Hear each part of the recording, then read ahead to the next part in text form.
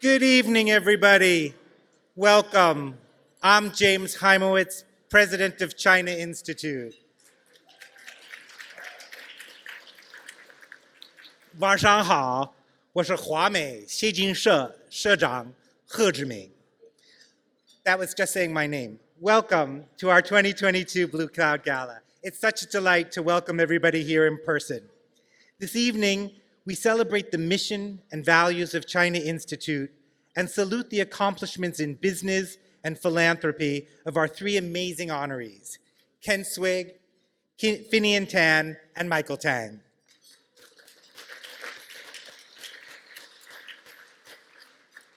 We also present a special award to the Nixon family to commemorate the 50th anniversary of President Nixon's momentous visit to China. For those of you that aren't really that familiar with China Institute, since 1926, the Institute has helped educate and inform and give Americans tools to better understand China. We've touched nearly 1 million people over the past century through our exhibits, our classes, our programs in education, arts and culture, and business. This is really a challenging time for the US and China, but we all have to acknowledge, no matter how we feel about it, China is going to play a major role in the future of our planet, and America needs more people who better understand China. This makes the mission of China Institute to educate people and help them engage more deeply with China more critical than ever. There's lots of exciting developments happening at our new space in Lower Manhattan. We have some extraordinary plans for our space. If you haven't seen it, it's totally amazing. We have a highly anticipated gallery exhibit coming featuring masterworks from Tianjin and Changzhou, a slate of new courses, music, business, and a brand new culinary center that's going to help elevate and celebrate Chinese food here in New York. Your support tonight is vital for everything that we do, and I want to thank you in advance. I also want to take a moment to acknowledge just some of the dignitaries that are here in the room with us this evening. There's Consul General in New York, Ambassador Huang Ping, and his beautiful wife, Madam Zhang Aiping.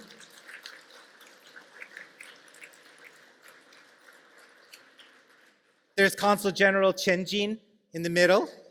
Deputy Consul General, I'm sorry, I didn't give you a promotion too fast. We're delighted to welcome our Manhattan Borough President, Mark Levine, who I'm going to welcome up to the stage in a minute. Representative Carolyn Maloney.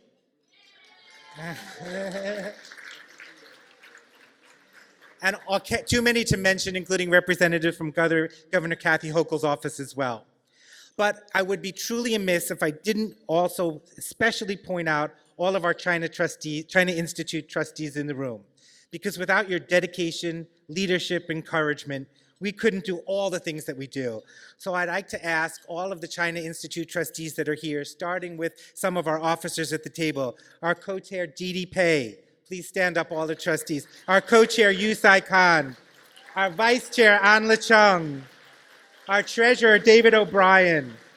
Our gala chair, Sophia Chung. Trustees Coco Han, Ruth Jin, Kai-Yen Lee, Mike Krupa, Julie Grimes-Waldorf, Hank Wu, and Ed Hyman's team in the back, even though Ed can't be with us tonight. Thank you so much. A big support to all of my trustees. And tonight, as I mentioned, we're so delighted to welcome Mark Levine, who was elected Manhattan Borough President this January.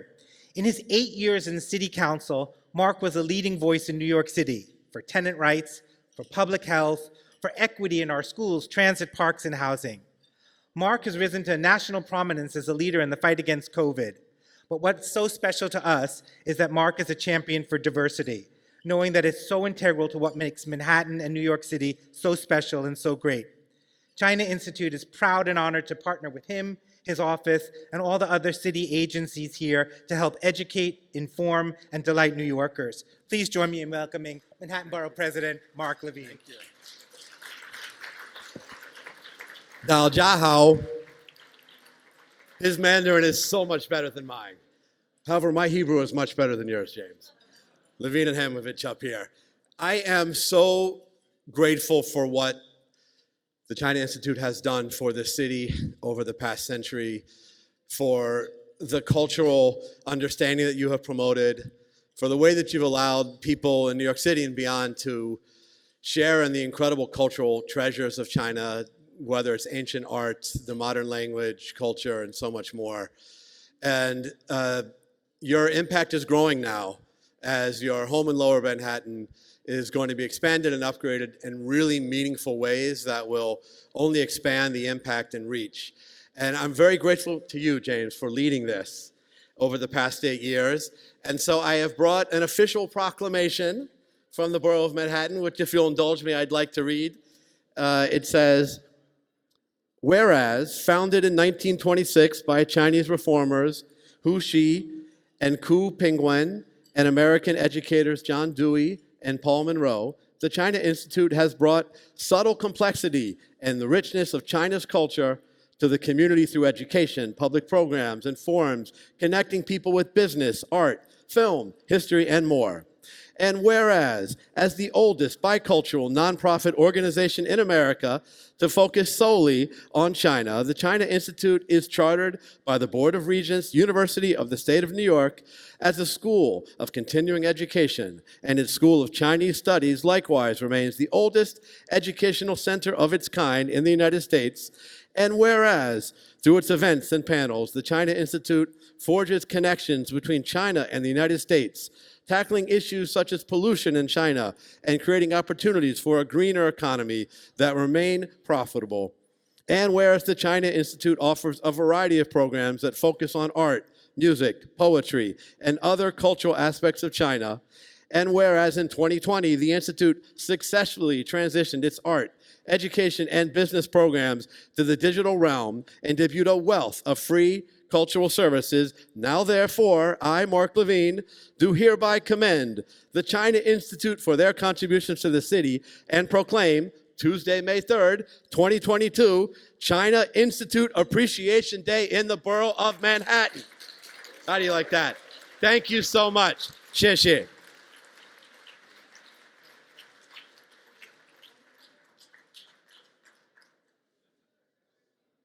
Thank you so much for that tremendous honor, Mr. Levine. Borough President Levine, we really appreciate it.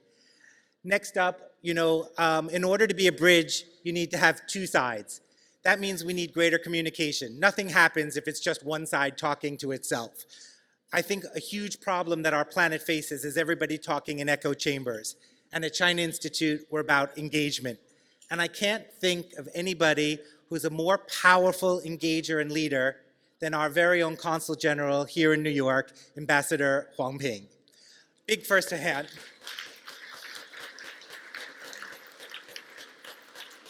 The people of China are so lucky to have a diplomat as gifted as Ambassador Huang.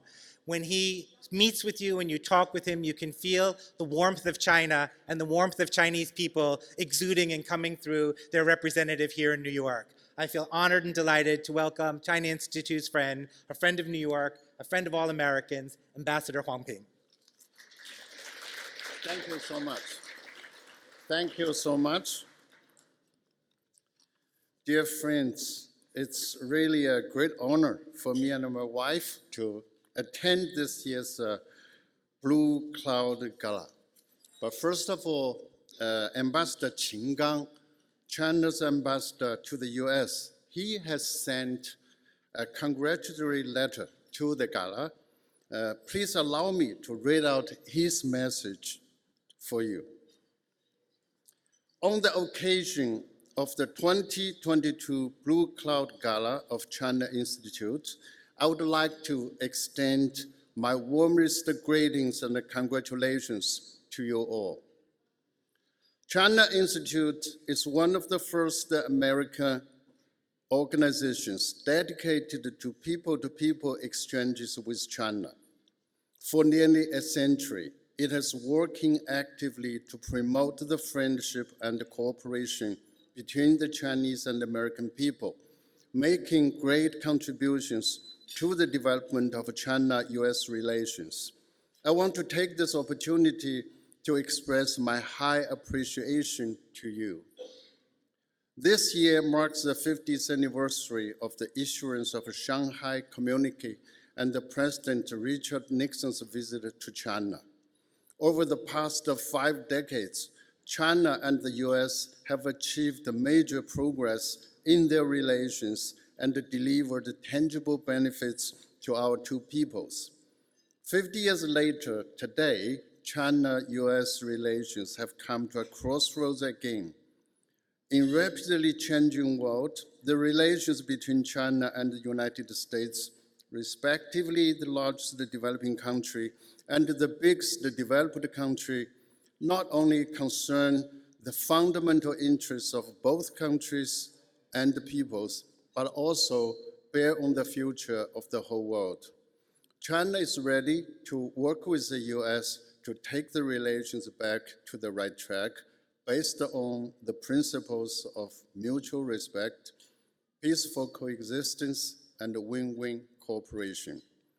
The China-US relationship has been moving forward because of the joint efforts of all walks of life in both countries.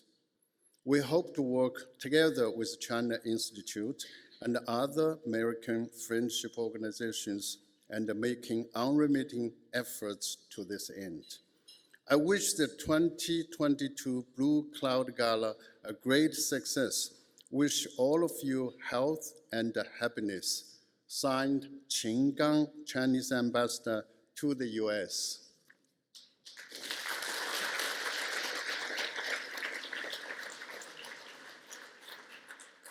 Now, as the Chinese Consul General in New York, I myself also would like to add my congratulations to China Institute for hosting this gala. My congratulations also go to the 3 honorees for your outstanding achievements, as well as Nixon family, who received the special award in commemoration of the 50th anniversary of President Nixon's visit to China, which opened the door to the diplomatic normalization between China and the US. History is our best guide. As President Nixon said at the Great War in China 50 years ago, a people who have a great past to be proud of must also have a great future. Both Chinese and American peoples are very proud of their past, but our futures are not guaranteed to be a great one if we mess up our relationship.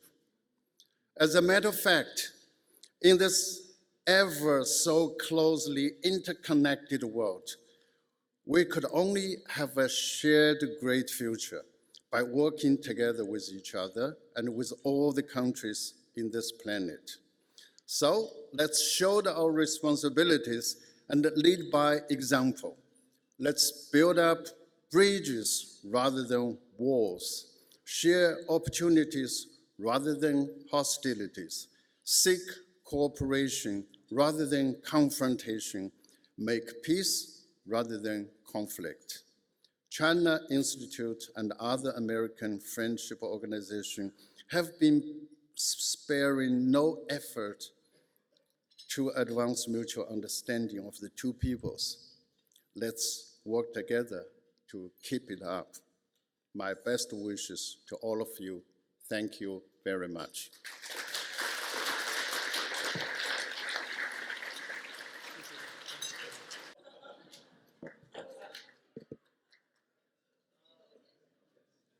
I come bearing gifts. And sir, I'm going to ask you to move just to the side for a second. Thank you. All the way to the side, please. So this is a 89 Lafitte from Sophia's cellar.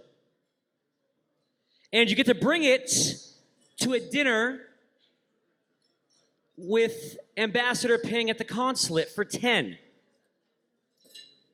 Dinner at the consulate for 10 with the 89 Lafitte.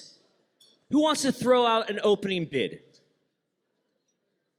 Choose your own adventure. I'll start it. I'll start it at $5,000. I see 55 right there. Yusai, it's been so long since we've been in the same room. It's so good to see you again. Yusai has the bid at $5,500. Who will bid $6,000? Sir, welcome. Gentleman's bid at $6,000. Our next bid will be $7,000. 7,000, thank you. We have a little bit of momentum now. Who will bid $8,000? Who will bid $8,000? I hear a lot of murmuring in the back. Are you figuring out who's going to be on your guest lists for 10 with Ambassador Ping at the consulate? Would you make it 8,000, sir? One more? The bid is currently at table 11.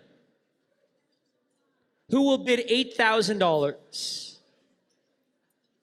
Oh, you don't need to be shy. Here we go. 8,000. Madam, would you make it 9,000, please? 9,000. A little bit of momentum, please. 10,000. 10,000. $10,000. Not bad. Would you make it 11? We're currently at $10,000.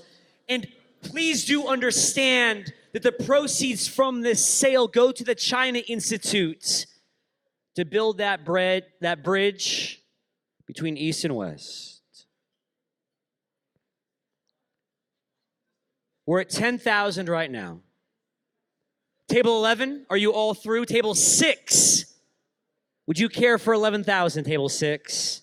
One more? The bid is to my right at $10,000. Fair warning. Going once. Going twice. Congratulations, sir. That is selling. Pedal 101. That is sold. I'm gonna have you. Congratulations, please. Not yet.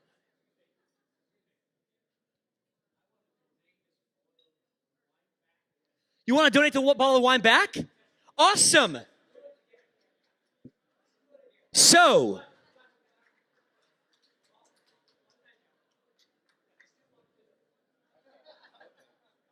Can I say a few words?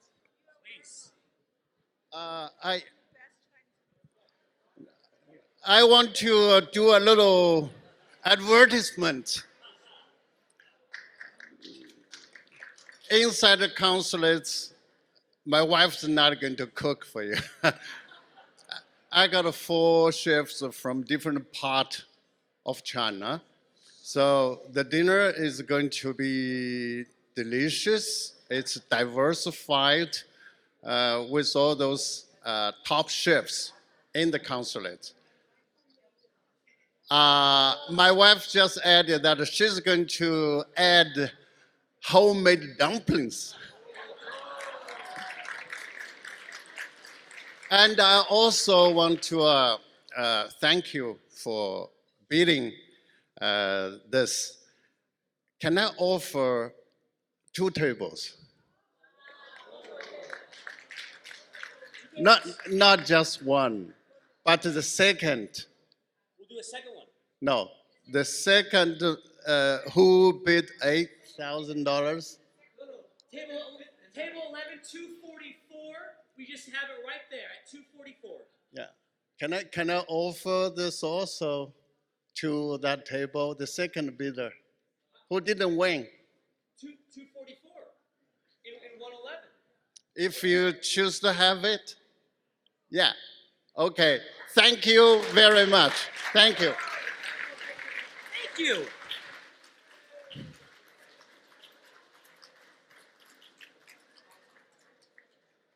That is fantastic. 2x. 2x is always better than 1x. And so I just walked out here with a microphone in this floral jacket and started talking. I did not introduce myself. My name is CK Sweat. I missed all of you so very much. I was lucky enough through USci to fundraise for the China Institute in 2018 and 2019. I was scheduled to come back in 2020, but we were a little bit delayed. A lot has happened in the intervening 2 years.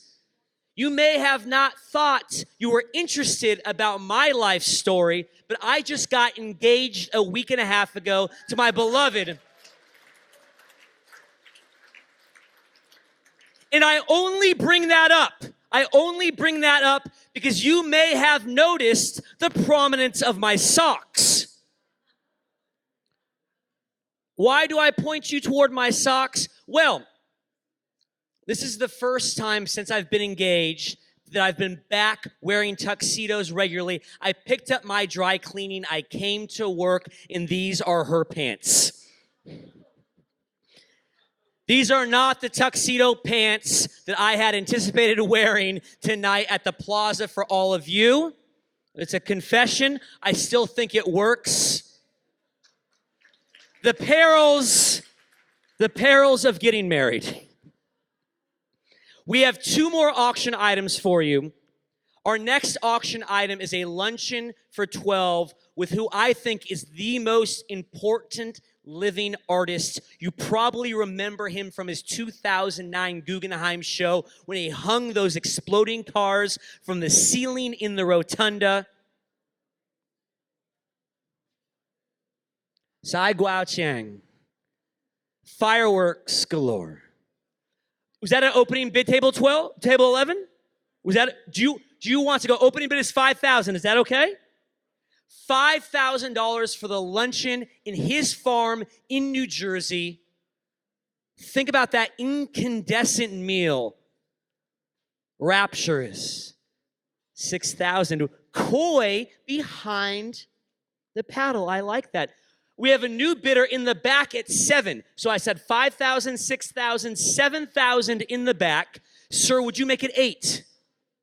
8 it is. Would you make it 9 in the back, please? Think of that ladder to heaven. This is a ladder to lunch I am offering you. 9,000 back at table 11. 10,000 will be next. We're at 9,000 now.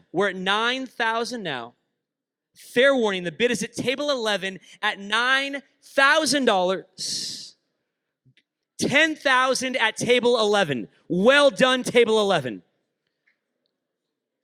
Against the front, against the back.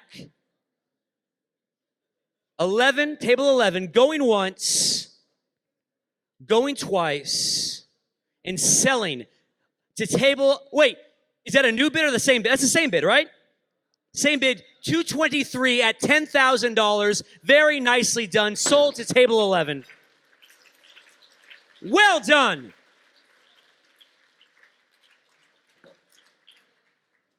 And for our last live auction lot this evening, I'm going to invite to the stage my co-auctioneer to bring this part of the evening. Are you ready to co-auctioneer, Mr. Yang? It says in my notes that I am to invite you to the stage. Is this a surprise to you? It's a mild surprise. Please welcome to the stage, Andrew Yang.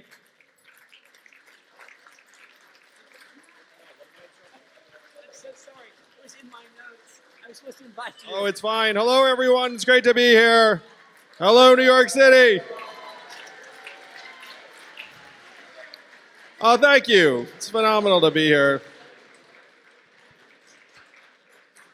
So if you want to hear about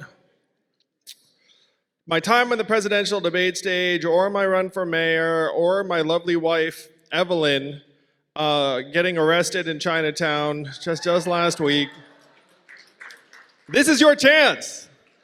Because we are auctioning off, for the benefit of the China Institute, dinner for 8 with me and Evelyn at your favorite place, our favorite place. We'll come together. We'll decide. But can't wait to sit down with you and talk about the great mission of the China Institute. Our good friend Yusai Khan. Let's give her another round of applause for all the work that she does.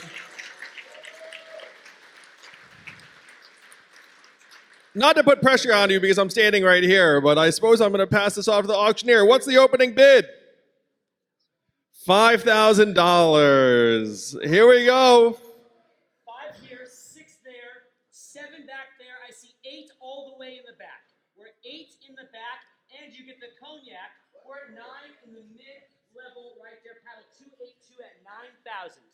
Not bad. Did I not say that my wife Evelyn is here? You all are making me look bad as her husband. I think we have 10 right here. Is that right? We have 10,000 up front, and you get the Lafitte and the cognac. Just took it up a notch. 11,000. 11,000 there, 12,000 in the mid, 282, 257. Do you want the bid at 13,257? Look at that. It's an intra-table rivalry. 13,000 with 257. Last bid was 18. Wait. No, 257 has been at 13, I believe. The last item. I know, we're gonna try to get up there. I know. You hear that? There's a high water mark to match. $13,000. Oh, wait, we got another one. 14,000 at 282, 15,000 at 257. 257 has the bid at $15,000. Yes, sir. I'm currently speaking from the diaphragm. What's that? Whoa! I think I heard someone in for 20. Did you hear that? What, 20,000? 27 to 257. 27,000? 20,000 to 257. $20,000. Thank you very much. Paddle number 257. That's what I'm talking about.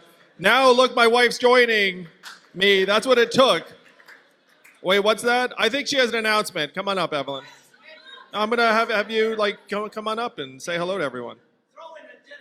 Oh wait, I think Evelyn's about to do that. I was just saying, Andrew, we should make it 2. We should. Well, that's we what I should want you to tell follow everyone. Go ahead, tell them, baby. We should follow the footsteps of the great of Mr. Ambassador and make it 2. Well, Right. people sometimes ask me if I can take direction. I say, of course I can. I'm married. So if the boss says we have a second dinner on the line, we do. Let's do it again. Well, this is the second bit. What's the second bidder? We're at 257. Would you agree to 20,000 also in the middle area right there? What's that? We have 20,000 there. Do we have a second at 20,000 so we can double down like we did for the ambassador's dinner? Or 20? Do I have a second of 20? He skipped from 15 up to 20. Oh, no. So right I appreciate it a now, great deal. there is a reason why the Nobel laureates in economics are we at 20,000 once? Do we have a second 20,000? I will tell embarrassing stories about Andrew if that's helpful.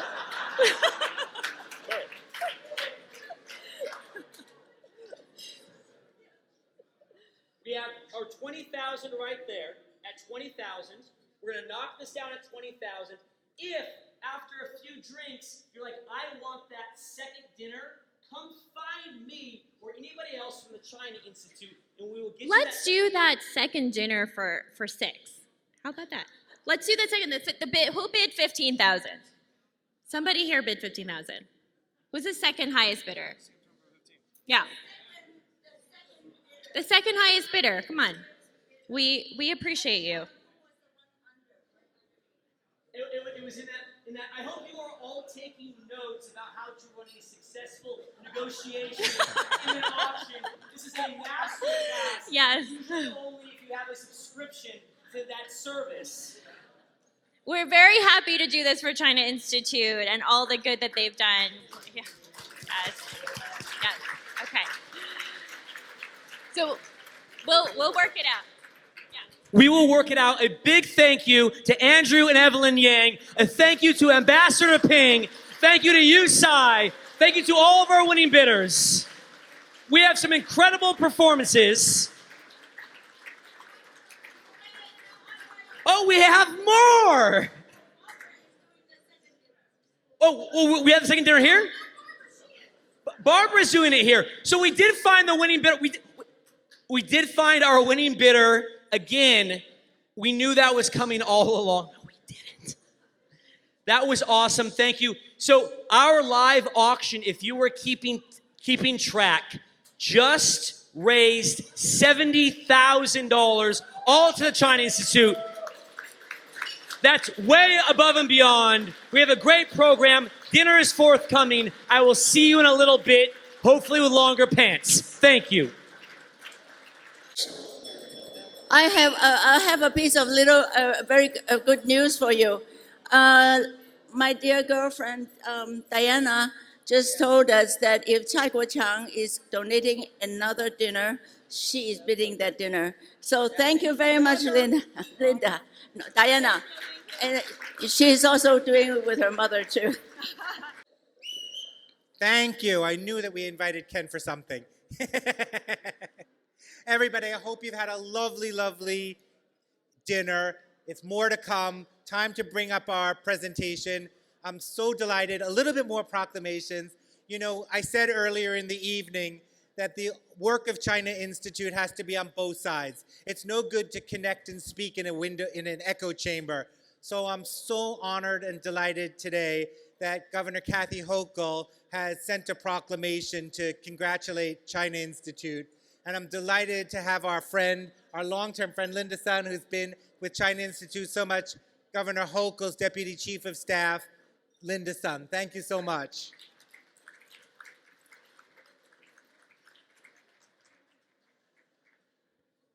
Good evening, everyone. Thank you so much for the kind introduction, James. So I do have a letter from the governor that I'd like to share with everyone. So it says, "Dear friends, it is a pleasure to send greetings to everyone gathered for the Blue Cloud Gala of the China Institute. New York State's greatest strength is its diversity of people, reflected in a large and active Chinese American community.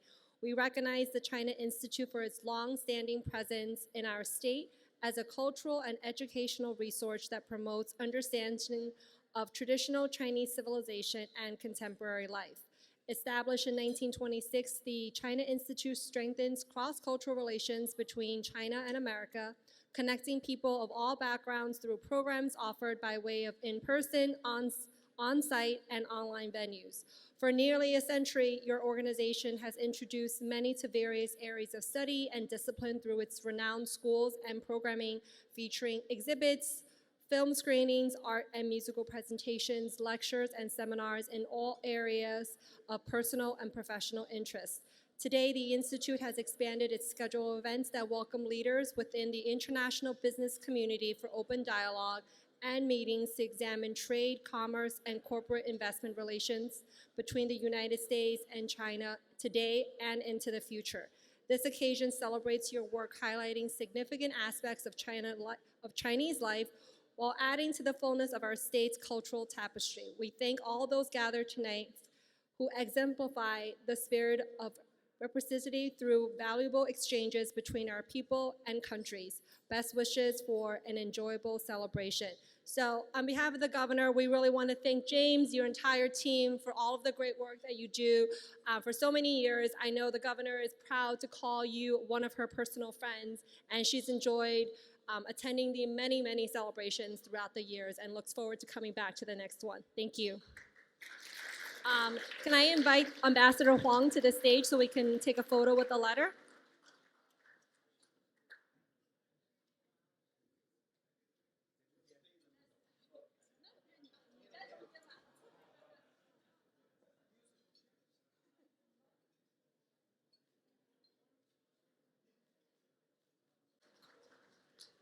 Thank you so much. It's such an honor to be able to partner with the state of New York too and to accept this on behalf of the governor. Thank you so much. So we're next up for a treat. My co-chair, Didi Pei. For those of you who don't know him, Didi is truly the artistic inspiration that gives me artistic inspiration at China Institute. He's been my co-chair since I joined the Institute nearly 8 years ago, and it's a delight and an honor and a pleasure to welcome Didi Pei.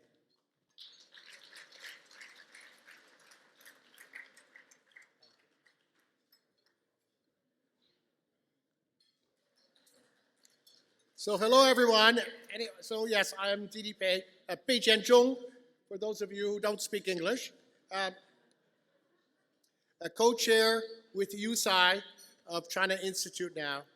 And I'm here actually because this year is a very important year, the 50th year of the Shanghai Communique. And China Institute wanted to recognize that. I think all of the Chinese American organizations want to recognize that. But we here at China Institute are especially close, we think, to this event because one of our trustees, Julie Nixon Eisenhower,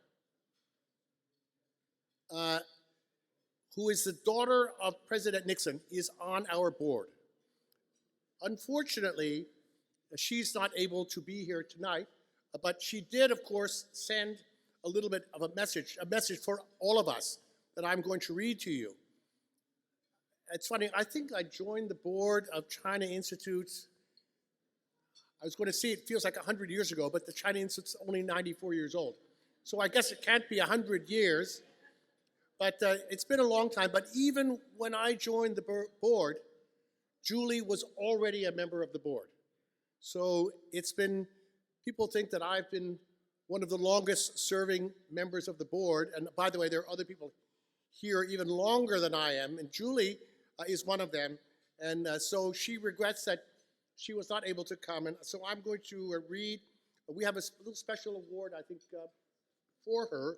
But I thought I'd better read to you what she sent on behalf of her family. She said, I am delighted to extend my very best wishes to all those gathering tonight at the Blue Cloud Gala, marking the 96th anniversary of China Institute and the 50th anniversary of my father's historic visit to the People's Republic of China.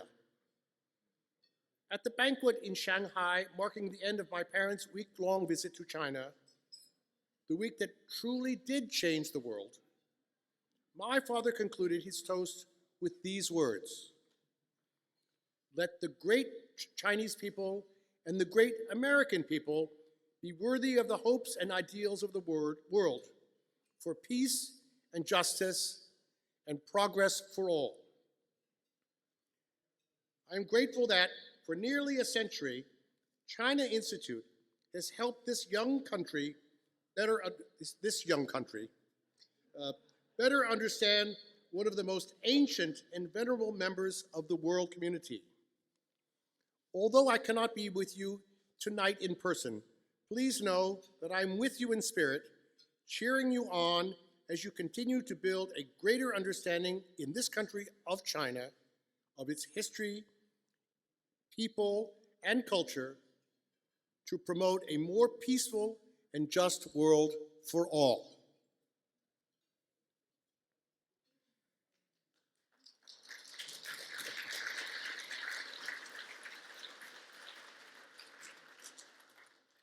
What a wonderful sentiment that I know we all will take to as motivation to keep educating people about China, especially now during a time when it is most needed. Thank you.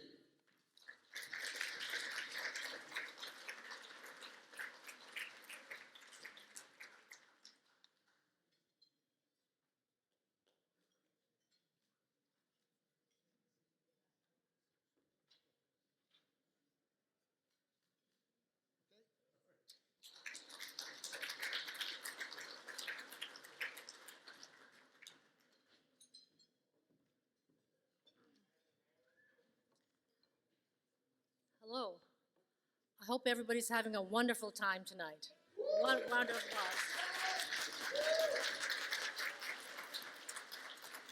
I'm Anla Chang, and I'm vice chair at China Institute. Don't ask me how many years, because it's been way too long. I'm here tonight to honor Michael Tang, one of our 4 honorees. I'm thrilled to be back in person, and I know you are as well. My work at SupChina puts me in front of many impressive and influential individuals, and accomplished individuals, but our first honoree, Michael Tang, really stands out. Exceptional. The scope and level of his commitment to deepening cross-cultural understanding instilled in him through his parents, family, and truly merits the spotlight. And I'd like to first introduce him with this short video clip. Let's watch. Oh, Michael's a terrific guy. He's very smart. He's just a great, great guy. As a business partner, incredibly wise and hardworking and thoughtful. As a friend, Michael is one of the most loyal friends anyone could have.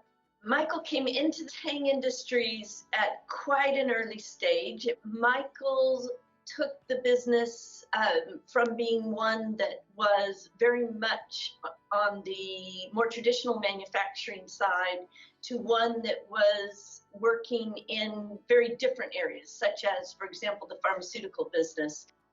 There's a common thread in all successful businesses that the entire concept has to be very logical, very well thought through, and there has to be a lot of discipline in deploying what your strategy is. Michael just seems to be able to do that in quite a variety of fields. One of the things that's interesting from that is, as he's gotten involved in the National Defense University or in Ditchley Foundation here in the UK, even in the work with the Field Museum in Chicago, he's applied those same business principles to that work, and it seems to make those institutions more successful as well.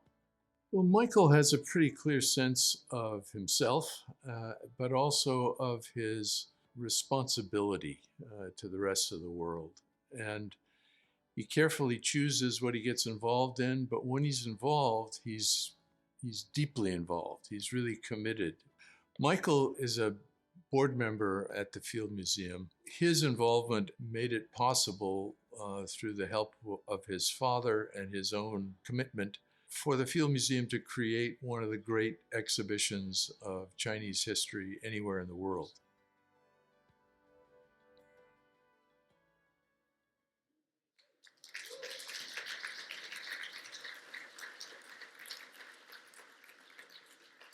So let me say a few words about Michael. Michael is CEO of National Materials, one of the nation's largest metal suppliers and vice chair of Tang Industries. His father, Cyrus Tang, whom I've met several times through Committee 100, came to the US in 1950 and through hard work and perseverance became a highly successful entrepreneur and industrialist. But even as he was fully occupied with his business activities, Mr. Tang always kept in mind how best to use his resources to help society. To this end, Mr. Tang established foundations such as the Cyrus and Michael Tang Foundation and Cyrus Ying Tang Foundation Center in Suzhou, China. Michael is actually especially close to his heart is the Cyrus Tang Hall of China at Chicago's Field Museum. You saw it in the film, a permanent exhibition that opened in 2015. Michael, the sentiments expressed by you and your father resonate deeply in this room tonight. You're amongst friends. And the ways you have continued and expanded your father's philanthropic efforts through foundations that support education, healthcare, art, and community development in both China and the US is so powerful and meaningful. Now, more than ever, the cross-cultural values you have championed through so many of your philanthropic channels deserve deep recognition. Tonight, Michael, all of us applaud you, your business acumen, your innovative spirit, and your commitment to the people and cause you care about.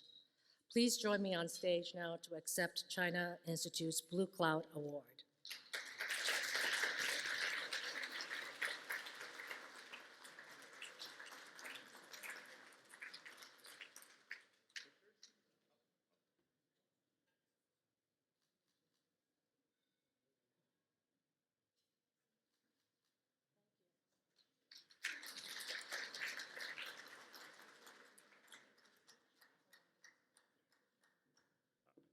Okay, so I don't really have any prepared remarks because I didn't know what to say, other than it's really nice to be here, and of course I'm very honored, and it's a very uplifting experience to have lots of people say nice things about you. So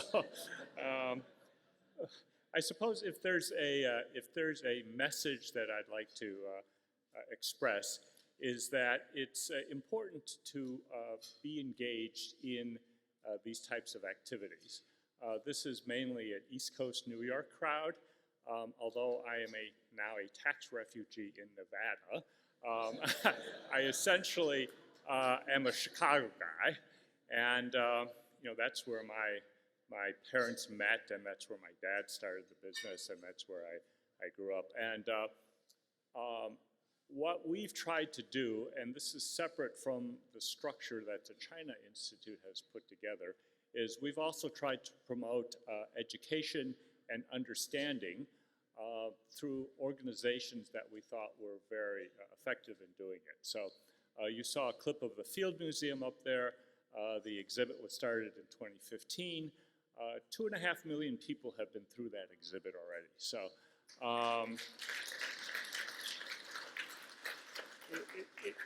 it represents a collection of Chinese artifacts that were heavily researched by 60 of the world's top China experts, not only, I mean, just all over the world. So they did a fabulous job in putting that exhibit together. So if you are in Chicago and if you have a chance to see it, I can get you free tickets. So anyway, again, I'm really pleased to be here, and I think what the work that the China Institute is doing is going to be very, very important, especially since there are tensions between China and the US right now. And I think to continue to have dialogue through cultural exchanges, through art exchanges, through food exchanges, I think will be meaningful. And again, thank you very much for honoring me, and thank you everyone in the China Institute. I really appreciate it. Thanks.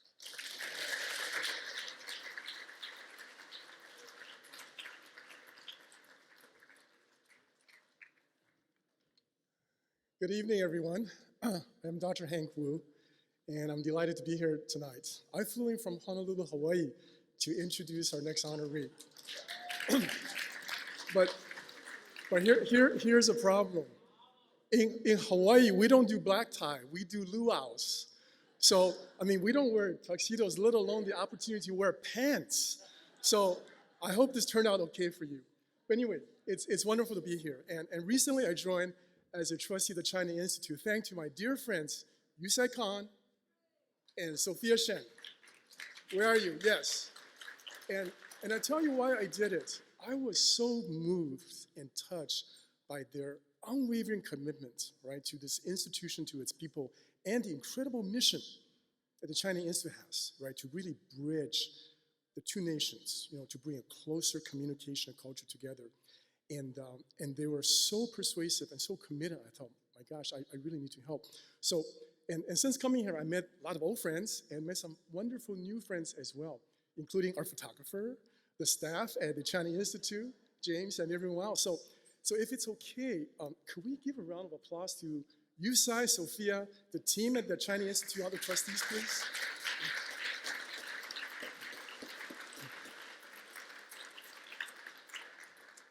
So I am really honored to introduce our next honoree, who's also a very dear friend of mine, Dr. Finian Tan. Finian is a Renaissance man. He is what I call a builder, a visionary, and an enabler of entrepreneurs and of technologies for the future. Finian is Singaporean, educated at Cambridge, and he started his career at Goldman Sachs. In fact, his original boss in Goldman Sachs from many years ago are here at this table. And and Finian was then recruited as one of the youngest assistant secretaries by the government of Singapore to go back there to help transform Singapore into a technology-driven economy, which he did. And he became a venture capitalist. So at Draper Fisher, ePlanet Ventures, he made a little investment, a modest $7.5 million investment into a very small Chinese company. It was called Baidu. And so he got 25% of the company. The market cap at the time was 20 million. So his $7.5 million modest investment returned 2,000 times. Not 2,000%, it was 2,000 times. But let's be honest, okay? Not all his investments return 2,000 times. Sometimes it returns more. And so after that, Finian started his own venture fund, Vickers Capital Partners, which is now a top-rated global venture fund that invests in deep tech across the world in healthcare, biomedicine, energy, clean energy environment. And it was in that context we really got to know each other and became very good friends. We co-invested in a biotech deal a few years ago because the CEO was absolutely fantastic, and they created a mechanism to target bitter receptors in the body that can fundamentally transform the treatment of metabolic disease, diabetes, obesity, inflammatory bowel disease. So we're hoping for 2,000 times on that one as well. So now I must tell you, Finian is not just a great investor, he's also a really good singer, he's a painter, and rumor has it, he was the inspiration behind the character in The Crazy Rich Asian. So finally, I'll leave you with this. Finian is here with his lovely wife, Fiona, and they sing a beautiful duet together. And he is a father. He is a loving father of 8 children so far. So this man is extraordinarily productive in everything he does. Let's welcome my friend and the Nix honoree, Dr. Finian Tang.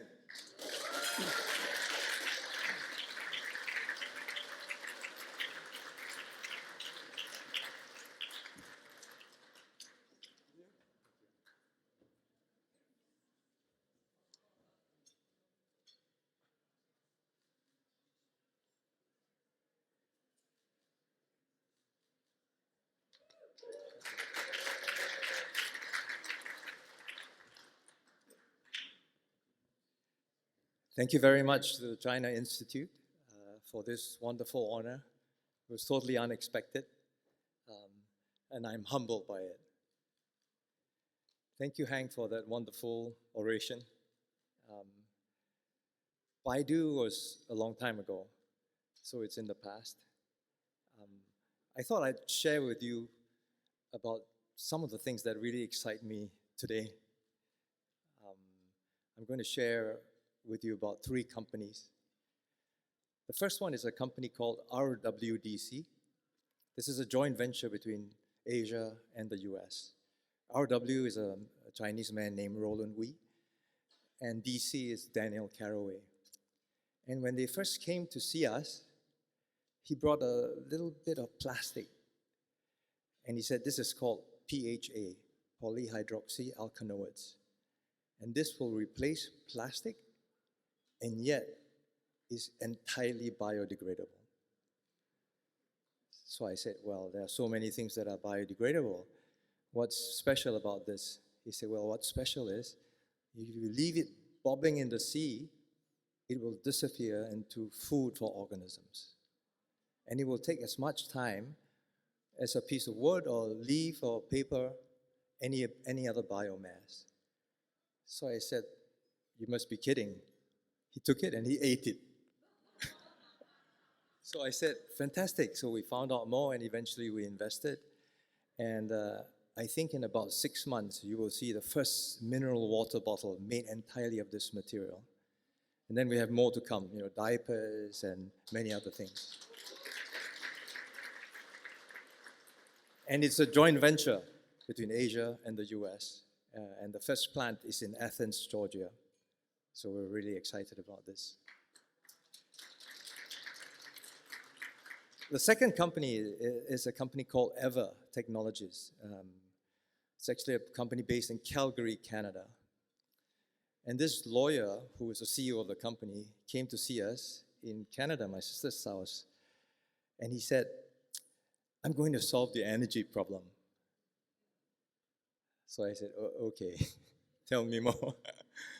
And he says, well, geothermal energy, the earth is always hot. Solar energy is sometimes, sunny and sometimes not. Wind energy is sometimes windy and sometimes not. But the Earth is always hot. And the center of the Earth is as hot as the surface of the sun. I said, oh, I didn't know that. So tell us more. And he said, well, geothermal energy today accounts for less than 1% of energy in the world. Because there's so much risk. You have to find a hot aquifer underground. And very often, you can't extract this without fracking, which causes seismicity.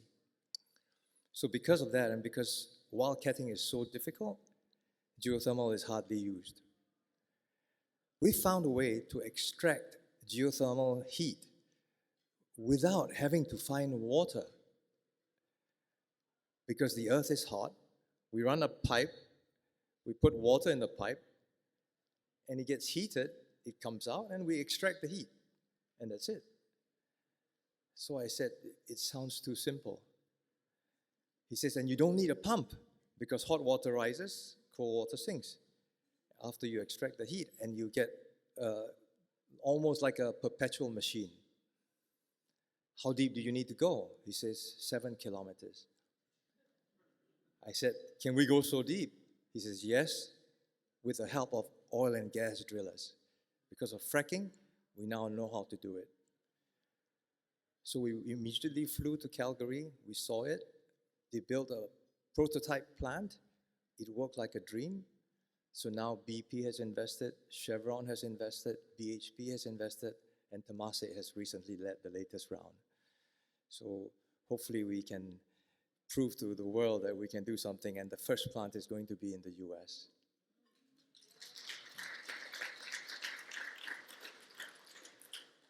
The third company is a company called Emergex Vaccines. In 2019, they visited our office and they said, we have a solution for pandemics. So I said, yeah, but that comes every 25 years or so, maybe 50 years. My fund is 10 years plus 2. I can't invest in something that's going to be 25 years. He says, no, one is coming. I said, okay, yeah, that's what they say every year. So anyway, he said, RNA viruses are a problem. They mutate, and you can't stop them. And the only thing you have today are synthetic antibody-based vaccines like the flu vaccine. And if ever you get a pandemic that's RNA virus, you will not be able to eradicate the virus. And it will mutate, and you will need booster shots and booster shots just like the flu. So anyway, to cut the long story short, he said, we have a solution, and it's called T cells. Our immune system is made up of both antibodies and T cells. Any disease that has been eradicated in the past, like polio, smallpox, yellow fever, etc., had both working antibodies and T cells, except that it took 2 decades to solve the problem, to actually find the solution, the vaccine. In order to solve and eradicate quickly, you need synthetic antibody-based vaccines like the flu, and you also need synthetic T-cell vaccines. And we have synthetic T-cell vaccines. So in any way, we decided to invest in the company, and lo and behold, a year later, an RNA virus hits the world, and called COVID-19. And today we are in clinical trials for the first T-cell vaccine that, if used together with an antibody-based vaccine, should eradicate mRNA viruses like COVID-19. So fingers crossed, this can work.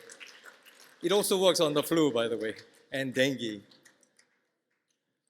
Now, I'm a venture capitalist. Not everything we do will succeed. But if one of these 3 succeeds, I would be really, really happy. And, it would make my life worthwhile. So thank you again, China Institute. I hope I will do you proud.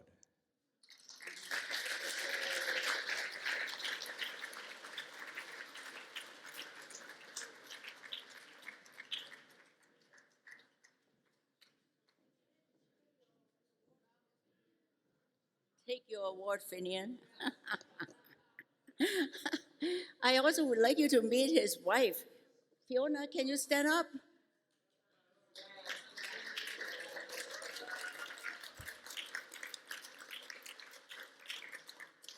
Aloha.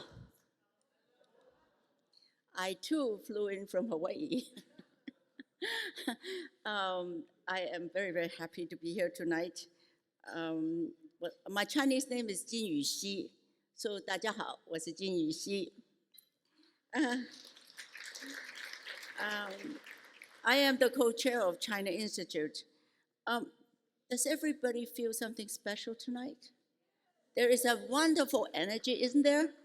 There is an energy of love, an energy of communication, the energy of wanting to know more about each other, and I hope part of the energy is to want to know more about China Institute that we are so passionate about. I want to also say one more thing about you. You look gorgeous. You really look beautiful, don't you think? I mean, it's really, sometimes you go to these events, you know, and you have ugly people. And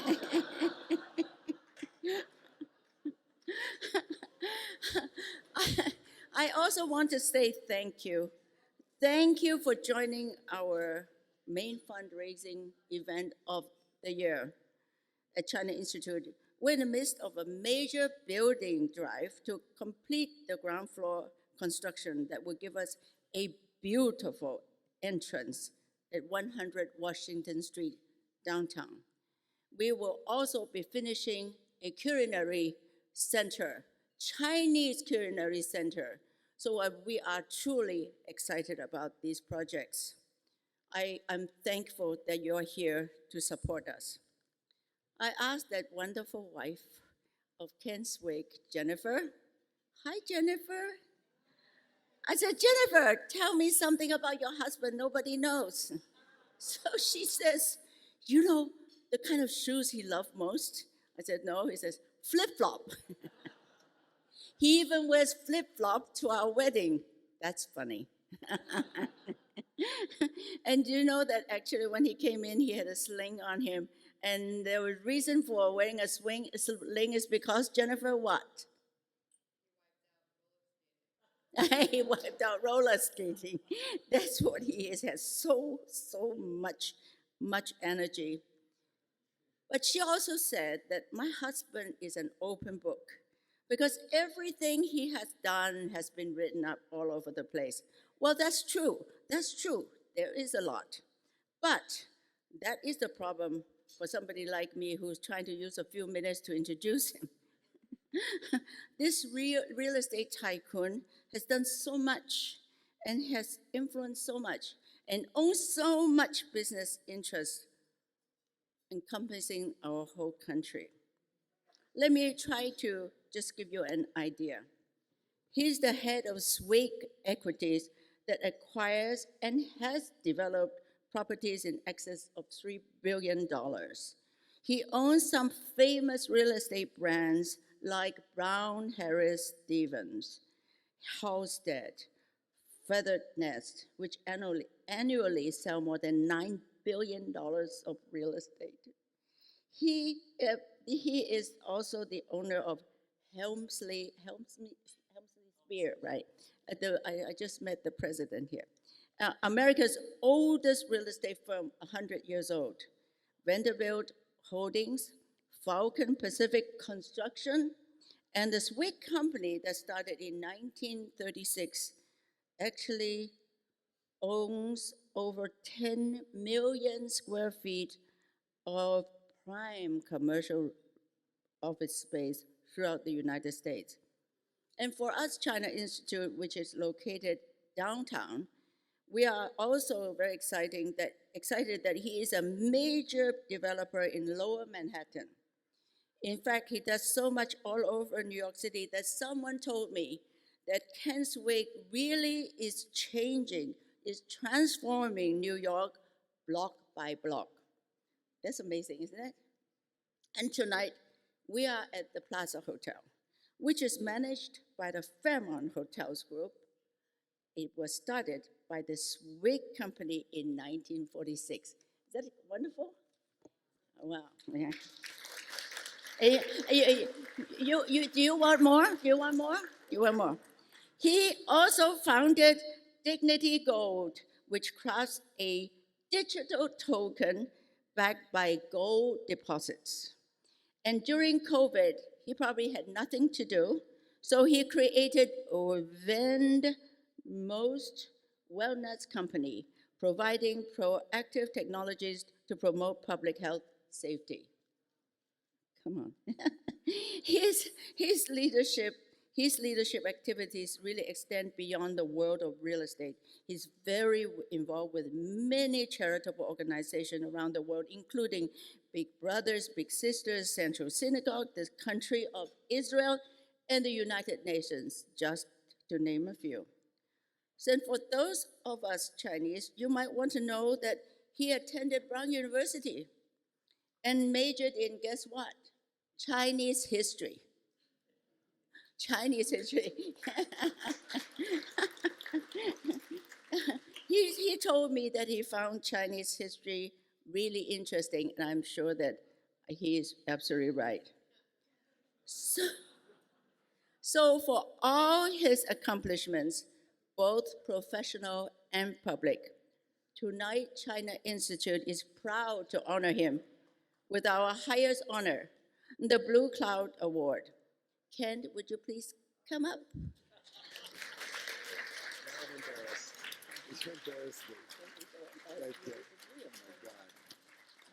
I want to meet that guy. Wait. Yeah, we are meeting you here. Can I take a picture with you? Yes, you can.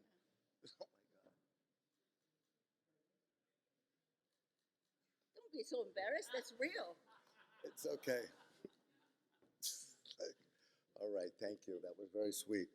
I'll be, wow. First of all, it's an unbelievable honor and very humbling to be here tonight, especially with all the people in the room here, and to accept an extraordinary award from the China Institute. First, I'd like to congratulate my federal honorees, Michael Tang and Finian Tan. It's a pleasure to be able to be up here with you guys, and certainly it's very, very humbling compared to all the things that you guys have done in life. So congratulations to you.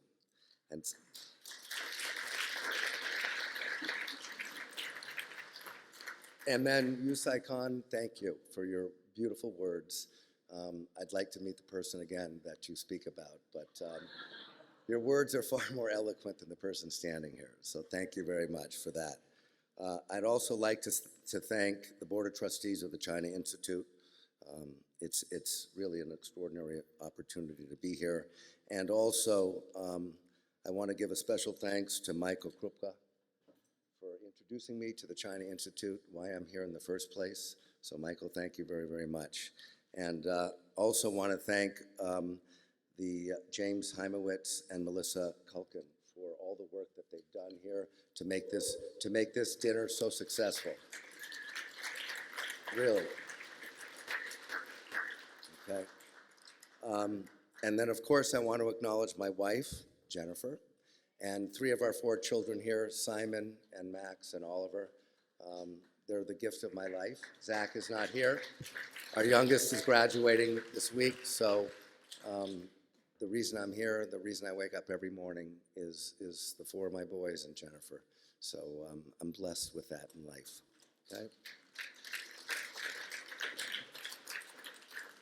It's also nice to be here at the Fairmont Hotel, in the Plaza Hotel. My grandfather started the Fairmont Hotel chain in 1946. And to be here at this event at this time, even though we don't own the hotel anymore, is a privilege going back to honor my grandfather. And were he here today, I know that he'd be very proud of both the China Institute, extraordinarily, and of me personally. So to put these things together is a remarkable coincidence, but it's certainly not lost upon myself. So, you know, I pay my respects to my grandfather. The honor here tonight is particularly impactful to me because it blends together 2 powerful forces in my life. One is my keen interest and affection for China, and the other is for downtown Manhattan, better known for me as FiDi, which is a name I created many years ago and still happen to own the trademark for. And the blending of the two, which again is coincidence, is an extraordinary it's an extraordinary thing, and just personally something very, very, very meaningful to me. China and the United States are among the most powerful countries in the world. And although our countries compete with one another, it's so important to create and maintain the opportunities to cooperate and work together toward shared goals and common interests. And this is precisely where the China Institute comes in. The China Institute has created and maintained and enhanced the bridge between Lower Manhattan, the United States, and China through the remarkable work and its vision, and it has implemented all of these wonderful things, bridging the gap between China and the United States. The China Institute has become indispensable in today's world and world affairs and world harmony. I'm thrilled to be here and so proud and humbled to be able to provide even the smallest spark in the beacon of light that the China Institute spreads over China and the United States, and more importantly, to be able to spread the energy and spark among our nations, but particularly all the civilian populations of our two countries together. So with that, I thank everybody for being here. It's a pleasure and an honor. And Michael, thank you.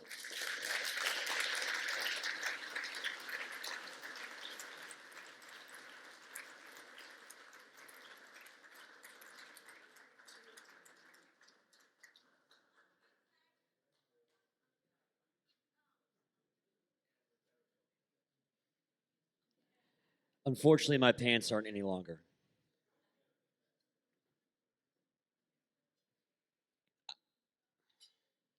It doesn't need explaining. Everyone here understands that the most important dynamic in the world today is the relationship between China and the US.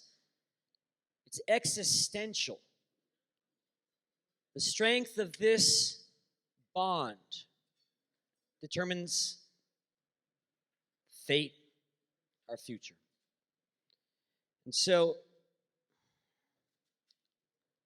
I've underlined it, bolded it, italicized it. Everyone here knows. The China Institute for nearly 100 years has been a forward operating base in maintaining, in honing, in improving that bond between East and West. And before I get off this stage, 5 minutes hence, I will have raised, because of your belief in your capacity and your conviction, $250,000. It's a big number. It's an ambitious number. But the mission of the China Institute is one of ambition. And we're going to match that here. And so we're going to start at the top level and work our way down.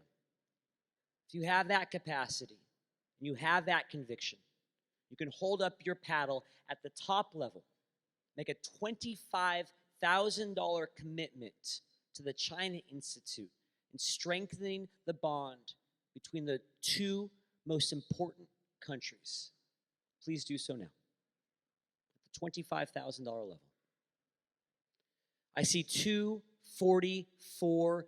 Thank you. That's one commitment of $25,000. 157. That's two commitments of $25,000. Thank you. Well done. Are there two more commitments right now of $25,000? I'll give you a second to finish whatever liquid is left on your table. A cab sav is sort of like the Gatorade of charity auctions. I want to make sure that nobody cramps up mid-bid. Give you a second more. Let's now take it down to the $10,000 level. If you can hold up your paddle, make a $10,000 commitment to the China Institute. 155. Thank you. Well done. Is there a second commitment right now at $10,000? At $10,000 to build that bridge, to strengthen the bond, to ensure a better future for us all. At $10,000. At $10,000. Let's now take it down to the $5,000 level. If you can hold up your paddle, make a $5,000 commitment. Passing notes.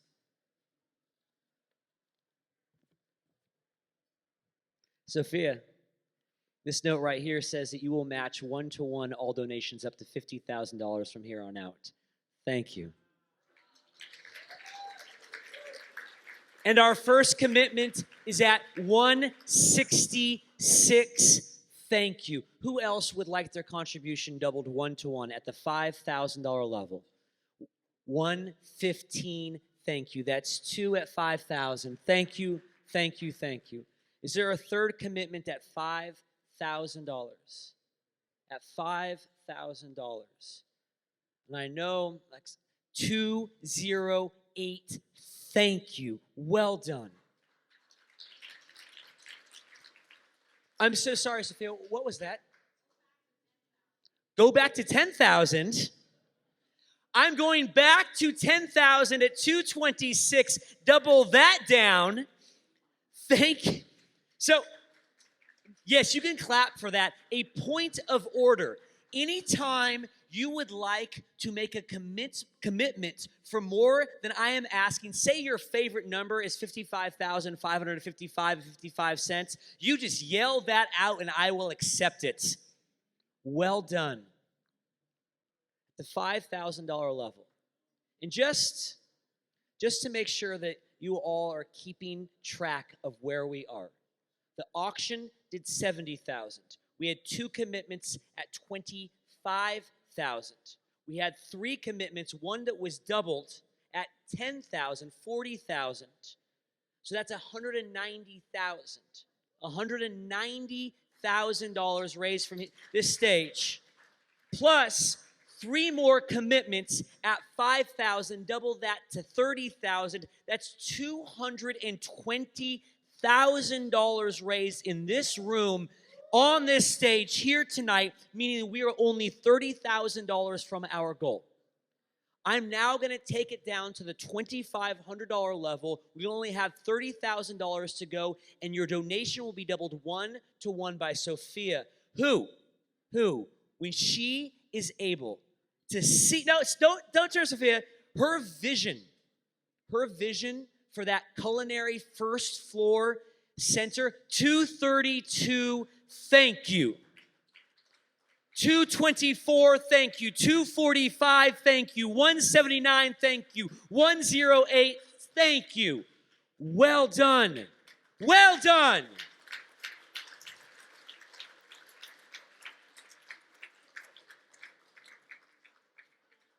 All right, so who brought their TI-83 calculator? Nobody? If you laughed at that, it says more about you than it says about me and wearing my fiance's pants. With 5 commitments at $2,500 doubled. That's $25,000 on top of $220,000, meaning we've done $245,000 of fundraising. We are so close to our goal. I'm now going to take it to our $1,000 level. Please hold up your paddle with 250, thank you. 300, thank you. 127, thank you. 247, thank you. 190, thank you. So well done. 184, thank you. 107, thank you. 181, thank you. Ladies and gentlemen, that is 250. 122, thank you, makes it $254,000 raised, over $250,000 for the China Institute.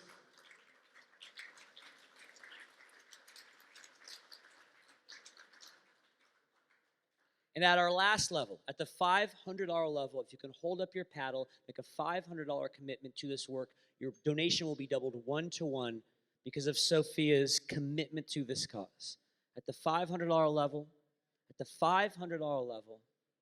And the fact is if you were feeling shy, and if anybody here, I can identify with that, I'm a very shy young man myself, or if you recently had rotator cuff surgery and that's why you can't lift the paddle up, please find one of our wonderful volunteers with the iPad. You can make a donation anywhere between $1 and $1 million. Over $1 million, please keep in mind it has to be in 2 installments. But please, if this is your first encounter with the China Institute, or you've been with us for decades, stay part of this family. Stay part of this community. We have such incredible work because of your support. This work, this relationship doesn't get more important than that going forward. So thank you so much for your generosity and your belief. 109 right here. Enjoy the rest of your evening. We've done great. Oh, wait. Oh.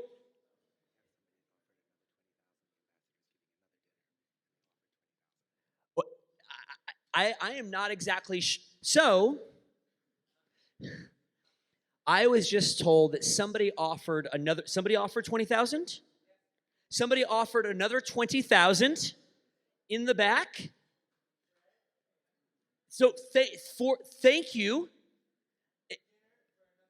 for another dinner.